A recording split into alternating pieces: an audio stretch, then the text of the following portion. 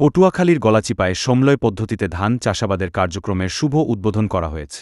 বুধবার ২২ জানুয়ারি গলাচিপা সদর ইউনিয়নের মুরাদনগর গ্রামে আধুনিক কৃষি যন্ত্রপাতি ও প্রযুক্তি ব্যবহার করে স্বল্প সময়ে অধিক ফসল উৎপাদনের লক্ষ্যে এ কার্যক্রম শুরু হয়।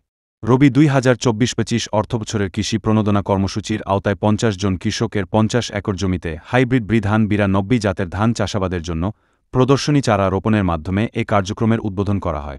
উপজেলা কৃষি অফিস সূত্রে জানা যায়, এ পদ্ধতিতে ধান চাষে কৃষকদের বিনামূল্যে বীজ, সার, কীটনাশক, পরিচর্যার যন্ত্রপাতি এবং ধান বপন থেকে শুরু করে কাটাইমারাই পর্যন্ত অত্যাধুনিক মেশিন সরবরাহ করা হবে। সমলয় পদ্ধতিতে হাইব্রিড জাতের ধান চাষে বীজ বপনে ২৫ দিন এবং চারা রোপণের ১২০ দিনের মধ্যে ফসল ঘরে তুলতে সক্ষম হবেন কৃষকরা।